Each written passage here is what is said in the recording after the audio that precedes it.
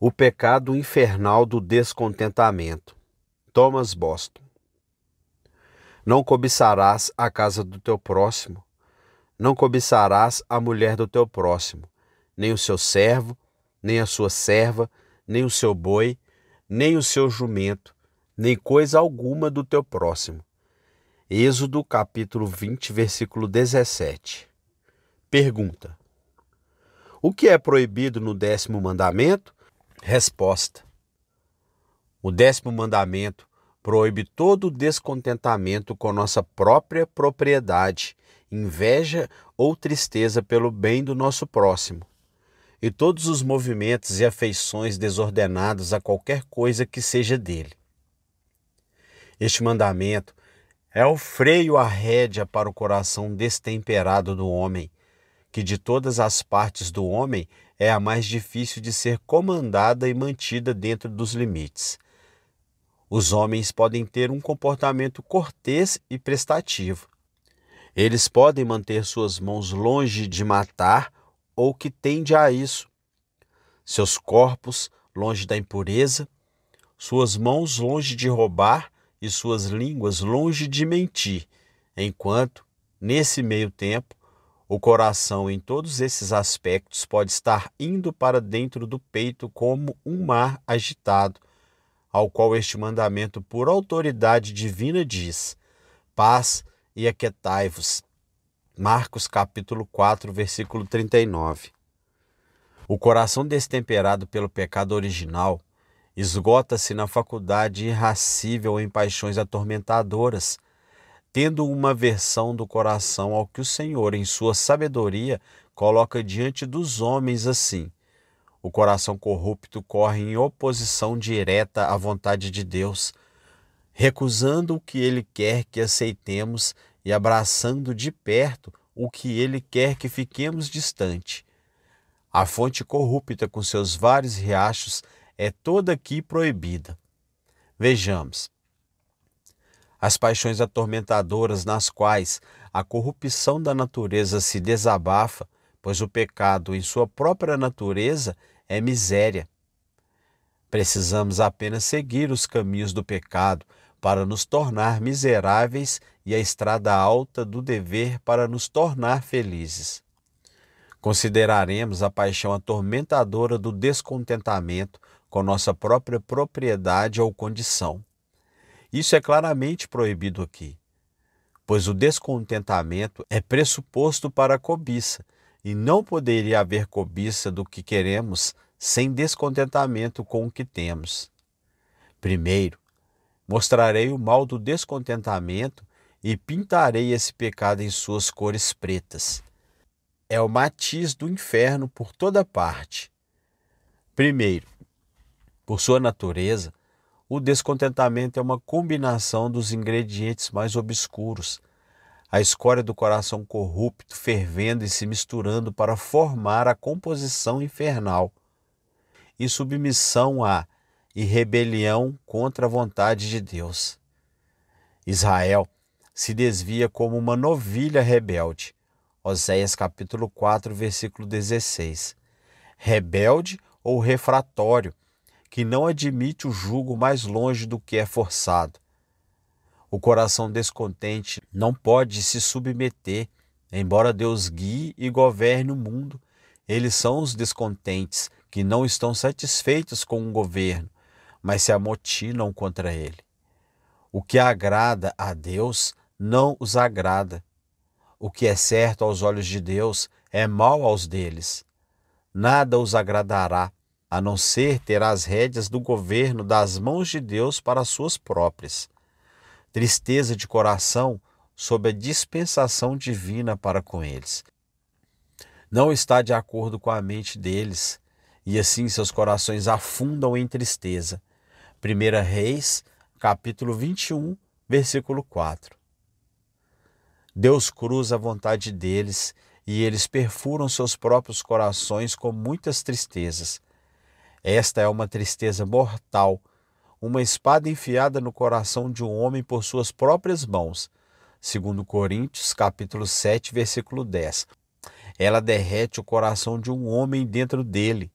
Ela o torna deprimido e pesado, como Acabe, e é uma carga pesada acima do fardo da aflição. Essa é a fumaça negra do descontentamento que ainda assim frequentemente irrompe em uma chama ardente. Raiva e ira contra sua sorte. Reclamantes. Judas capítulo 1, versículo 16. A palavra significa aqueles que estão irados com sua sorte e nas distribuições que a providência faz do mundo. Eles estão irados com as dispensações de Deus e seus corações se levantam contra isso e rosnam para isso. Esta é uma raiva inquietante, pela qual os homens se inquietam e se aborrecem em vão, como homens batendo suas cabeças contra a parede. A parede permanece imóvel, mas suas cabeças estão feridas. Por fim, há um tempero de blasfêmia de coração nisso. Descontentamento. Ataca muito diretamente contra Deus, o governador do mundo, e acusa sua administração. Como evidência disso, às vezes irrompe em palavras. Vossas palavras foram duras contra mim, diz o Senhor. Vós dissestes: é inútil servir a Deus, e que proveito há em termos guardado a sua ordenança? Malaquias capítulo 3, versículo 13 e 14. O descontentamento acusa, primeiro, de loucura, como se ele não fosse sábio o suficiente para governar o mundo. A pessoa irritadiça e descontente, em sua falsa luz, vê muitas falhas na conduta da providência e finge dizer a Deus como ele pode corrigir sua obra e como ela seria melhor. Segundo, de injustiça, como se ele nos tivesse feito mal. O juiz de toda a terra não pode deixar de fazer o certo. Ele não pode ser subornado nem tendencioso. No entanto, o coração descontente se levanta contra ele e o blasfema como um respeitador de pessoas. Se merecemos o mal em nossa sorte, não há mal algum feito a nós. Por que então reclamamos? E para encher a medida, ele o acusa, terceiro, de crueldade. Jó, em um acesso de descontentamento, fala: tu te tornastes cruel para mim. Jó capítulo 30, versículo 21. Assim, a própria bondade é blasfemada pelos descontentes, que se comportam como se estivessem sob as mãos de um tirano implacável que se divertiria com a miséria de alguém. O descontentamento enche o coração com pensamentos negros e duros de Deus e o representa como um mestre rígido e um senhor cruel. Caso contrário, as pessoas colocariam a mão na boca e ficariam contentes. Assim, vocês veem a imagem do descontentamento. Não parece muito negro? Há onças e libras de rebelião contra a vontade de Deus.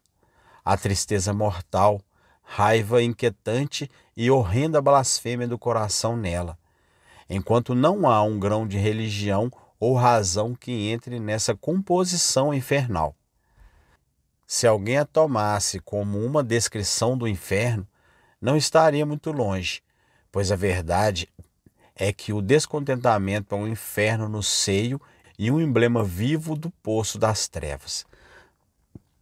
Segundo, se vocês virem o descontentamento em sua ascensão, verão mais adiante o mal dele. Ele tem sua origem em um julgamento cego que coloca a escuridão por luz e a luz por escuridão. Ele não pode ver a sabedoria da conduta da providência que faz todas as coisas bem. Quando nossas mentes cegas começam a refinar a administração da santa providência, elas tendem a produzir descontentamento, o que em relação à providência é sempre irracional. Veja como o bom Jacó denuncia sua loucura e ignorância dos métodos da providência. Vós me desfizestes de meus filhos. José não existe, e Simeão não existe, e vós levareis Benjamim embora. Todas essas coisas são contra mim. Gênesis capítulo 42, versículo 36. Compare isso com a promessa, e sabemos que todas as coisas cooperam para o bem daqueles que amam a Deus, daqueles que são chamados segundo o seu propósito. Romanos capítulo 8, versículo 28. E compare o evento. Vocês verão que todas essas coisas foram para o benefício do bom patriarca e de sua numerosa família. Nunca há um motivo de descontentamento, mas a mente cega o amplia e coloca nele tais montes de lixo que o coração não é capaz de suportar, como no caso de Raquel. Quando Raquel viu que não dava filhos a Jacó, Raquel invejou sua irmã. Ela disse a Jacó: "Dê-me filhos, ou então eu morro." Gênesis capítulo 30, versículo 1. Assim, nossas próprias mentes obscuras são a bigorna na qual nossas misérias são batidas em maior largura e comprimento do que são quando saem da mão de Deus, para que possam cobrir nossos corações com descontentamento. Feliz é o homem que pode tomar sua cruz como Deus a coloca sem adicionar mais a ela. Um coração orgulhoso. O orgulho de Ramã o descontentava por falta de reverências e encolhimentos de Mordecai. Esté capítulo 3, versículo 2 e 5. O que nunca teria incomodado um homem humilde. Um coração orgulhoso é um coração largo. Provérbios capítulo 28, versículo 25. Pouco não o preencherá. Demora muito para dizer, basta. Então ele produz descontentamento nativamente. O diabo é a criatura mais orgulhosa e, além disso, o mais descontente, pois orgulho e descontentamento sempre se alojam sobre o mesmo teto. Uma afeição não mortificada pela criatura. 1 Timóteo, capítulo 6, versículo 9 e 10. Jonas tinha uma cabaça e ele estava extremamente feliz por ela. Ela é tirada e então ele ficou extremamente descontente. Jonas capítulo 4, versículos 6 e 9. O coração se apega tanto a tal e tal conforto criado que se torna como um membro vivo do corpo de um homem. Então, quando é rasgado, não é de se admirar que alguém grite como se os homens estivessem cortando o membro dele? Então, se a nossa afeição pela criatura fosse amortecida a ela, como deveria ser? O descontentamento não teria acesso. Um espírito de incredulidade. A falta de fé prejudicou a aceitação da oferta de Caim e abriu a comporta do descontentamento sobre ele também. Caim irou-se muito e o seu semblante descaiu. Hebreus capítulo 11, versículo 4. Gênesis capítulo 4, versículo 5. O descontentamento alimenta-se da necessidade. A fé traz o suprimento de necessidades e pode alimentar-se dele enquanto ainda está na promessa. Não é de se admirar que o descontentamento prevaleça onde há descrença. Uma fé viva mataria o descontentamento, enquanto a descrença o nutre e o acalenta. O descontentamento coloca uma barreira eficaz no caminho do descanso do coração, que ele nunca pode alcançar senão em Deus. Terceiro, veja no efeito, e ele aparecerá muito preto. A árvore é conhecida por seus frutos. Ela prejudica a comunhão com Deus e o acesso a Ele. Águas barrentas e agitadas não recebem a imagem do sol como águas claras e paradas. Então, um coração descontente é impróprio para a comunhão com um Deus santo. 1 Timóteo capítulo 2, versículo 8. Andarão dois juntos se não estiverem de acordo? Amós capítulo 3, versículo 3. Se alguém quiser ter comunhão com Deus, seu coração não deve estar fervendo de raiva contra o seu irmão. Mateus capítulo 5, versículo 23 e 24. Como então ele pode tê-las quando está com raiva de seu Deus, como em descontentamento? Ela incapacita completamente um homem para deveres sagrados, para falar com Deus em oração ou para ele falar com eles por sua palavra.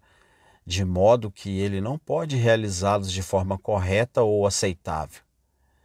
Ela amortece o coração de alguém dentro dele, como no caso de Nabal. Seu coração morreu dentro dele e ele se tornou como uma pedra. 1 Samuel capítulo 25, versículo 37. Ela tira o gosto das coisas espirituais, vicia o gosto e as torna insípidas para as pessoas, como aconteceu com os israelitas no Egito. Êxodo capítulo 6, versículos 7 a 9. Debruçar-se sobre o terreno do descontentamento tira o coração do dever cristão e faz o povo de Deus se empenhar pesadamente na adoração a Deus e servi-lo de forma murcha e sem coração, como aconteceu com os judeus no tempo de Malaquias. Malaquias capítulo 2, versículo 13 e 14. Sua falta de gentileza para com suas esposas os deixou descontentes e irritados, de modo que quando eles foram ao templo, eles estavam completamente fora de humor. Ela estraga o conforto da sociedade e torna as pessoas desagradáveis para aqueles que estão ao redor delas. Quando Elcana subiu a Siló com sua família para se alegrar diante do Senhor, a inquieta Ana estava desafinada e estragou a harmonia. 1 Samuel capítulo 1, versículos 7 e 8. Penina provocou Ana. Ana ficou brava com ela, e Elcana ficou bravo com ambas. E então, o descontentamento é a praga da sociedade e torna o mundo maligno de vez pior. Ele torna as pessoas um fardo para os outros, porque ele dá um dia nublado enquanto dura. É um tormento para si mesmo e faz do homem seu próprio atormentador. 1 Reis capítulo 21, versículo 4. Envolve-o em trevas, alimenta-o com amargura e dá-lhe fel e absinto para beber para o seu ordinário. Provérbios capítulo 15, versículo 16. Rouba-lhe a melhor coisa mundana que ele pode possuir, ou seja, sua paz e tranquilidade de espírito. Ele torna sua mente dentro dele como o mar agitado que não pode descansar. Assim, a pessoa descontente está em um tormento contínuo e ele próprio é o carrasco. Ele suga a seiva de todos os prazeres de uma pessoa. Assim, como algumas gotas de fel amargam uma taça de vinho e algumas gotas de tinta escurecem uma taça de licor mais claro, assim o descontentamento em um terreno amarga e escurece todos os outros prazeres. Vejam Acabe. E Acabe entrou em sua casa pesado e desgostoso por causa da palavra que Nabote, o jezreelita, lhe falara, porque dissera: não te darei a herança de meus pais. E deitou-se na sua cama e virou o rosto, e não comeu pão. 1 Reis, capítulo 21, versículo 4. Assim como o contentamento transforma todos os metais em ouro, o descontentamento os transforma em ferro. Que gosto há na clara de um ovo sem sal? Há tanto quanto em qualquer prazer debaixo do sol sem contentamento. Portanto, deixe um homem ter o que quiser, ele não desfruta mais do que aquilo em que tem contentamento. Por isso sempre torna alguém ingrato. Que a providência coloca o homem descontente em um paraíso.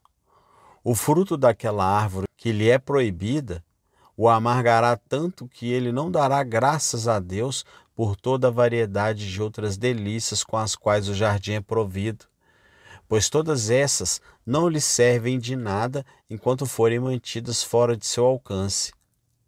A ingratidão é um pecado de um dado negro. Quanto mais deve ser o que é a causa disso? É um útero frutífero de outros pecados. Ele produz uma grande ninhada de outras concupiscências. Vou citar 3 dos pecados mais grosseiros em que os homens podem facilmente cair, que são o produto natural do descontentamento. Primeiro, assassinato. O pecado mais grosseiro da segunda tábua. É o produto do descontentamento, Pois uma vez que o coração, fumegando de descontentamento, irrompe em chamas, ele exala sangue e matança. O pior tipo de assassinato procede dele, o assassinato de parentes mais próximos, como no caso do assassinato de Abel por Caim. Gênesis capítulo 4, versículos 5 e 8. Pior de tudo, o autoassassinato sempre procede dele. As pessoas ficam descontentes com sua sorte e seus corações orgulhosos não são capazes de suportá-la. Eles se desesperam, vendo que não podem remediá-la, e se livram de si mesmos. Segundo, lidando com o diabo, estando zangado com Deus, os descontentes estão em uma maneira justa para serem uma presa de Satanás. Assim, Saul, no acesso de descontentamento, foi até a feiticeira em Endor, 1 Samuel, capítulo 28. O coração descontente é um coração ruidoso, e é nessas águas que Satanás adora pescar. Aqui está seu anzol, com o qual ele os captura. Ele se oferece para fazer por eles, ou dar a eles, o que Deus não quer. E eles, tendo a intenção disso, de modo que não podem ficar tranquilos sem isso, são facilmente enredados. Terceiro, blasfêmia contra Deus. O pecado mais grosseiro da primeira tábua, pois desse tipo é o pecado imperdoável. O descontentamento é, em sua própria natureza, uma blasfêmia prática. Portanto, quando chega a um ponto alto, ele irrompe em blasfêmia aberta, como naquela boca abominável. Eis que este mal é do Senhor. Que esperarei ainda do Senhor? 2 Reis, capítulo 6, versículo 33. Por estarem irados com Deus, as pessoas começam a brigar com ele e murmurar contra ele. É difícil falar e falar direto sobre grandes pressões. Esses efeitos podem nos convencer do mal excessivo dessa raiz de amargura. Por fim, veja-o nas qualidades que concordam com ele, que não estão em muitos outros pecados. Nomearei os seguintes. O descontentamento é o rebelde notório no reino da providência. Deus criou o mundo, reivindica o governo dele somente para si mesmo. Mas os descontentes vão atrás para arrancar as rédeas do governo de sua mão. O descontentamento trava guerra com o governador do mundo e luta com ele, como se o barro lutasse com um oleiro e dissesse: por que me fizestes assim? Romanos capítulo 9, versículo 20. O descontentamento é um peculiar desprezador do reino da graça. Há uma malignidade particular nele contra a graça do Evangelho, pois ele lança desprezo a Deus, ao céu e a toda a cumpra de Cristo, que é declarada no Evangelho para preencher o espaço do que faltava ao descontente. Êxodo capítulo 6, versículos 7 e 9. É verdade, outras concupiscências também o fazem, como a cobiça, a sensualidade e a profanação. Mas aqui está a diferença. Essas concupiscências têm uma isca de lucro ou prazer com elas e têm algo para colocar no lugar das coisas espirituais. O descontentamento não tem isca com ele ou qualquer coisa para colocar no lugar delas. O descontente prefere definhar-se em qualquer conforto do que tirá-lo do Evangelho. O descontentamento segue os homens e continuará com eles no reino das trevas para sempre. Existem algumas concupiscências para as quais os homens não têm utilidade além da linha do tempo. Os cobiçosos desprezarão seu ouro, dinheiro e riqueza no inferno. A pessoa impura, seus companheiros imundos, etc. Mas quando os descontentes morrerem sem arrependimento, suas obras os seguirão até o abismo. No inferno, eles ficarão descontentes para sempre, sem a menor interrupção.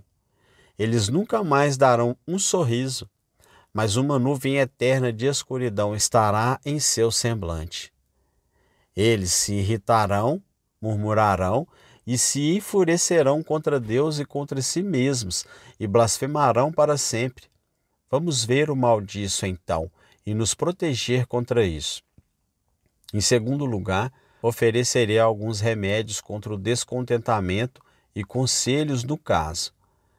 Pratique as instruções para contentamento. Particularmente, tome Deus como seu Deus em Cristo e trabalhe para acreditar que Ele é assim.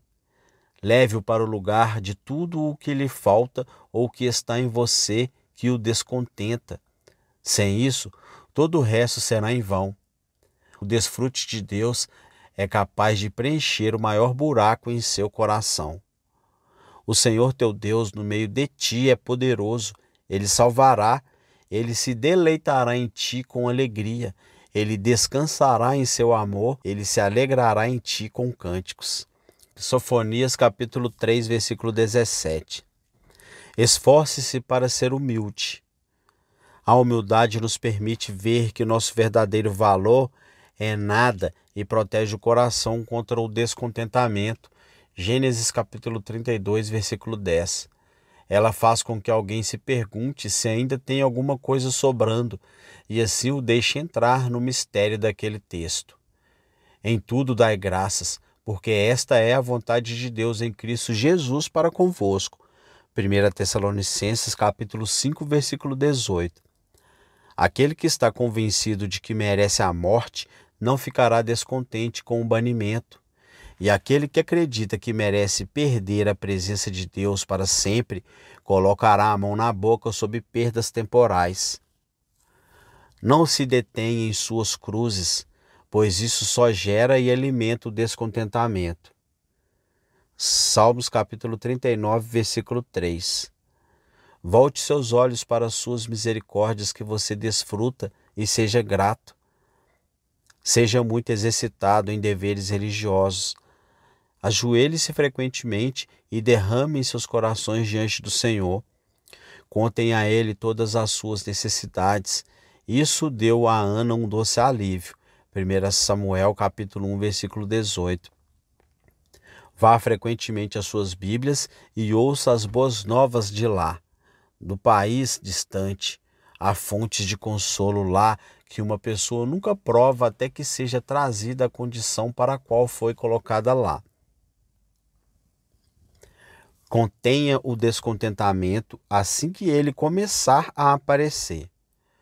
Corte-o pela raiz, pois é um fogo que ganha força ao continuar e se espalhar. O descontentamento é uma luta com Deus e é como uma saída de águas que, por menor que seja no começo, cresce até uma grandeza monstruosa se não for remediada. Por fim, viva pela fé. Esse é o melhor preservativo contra o descontentamento.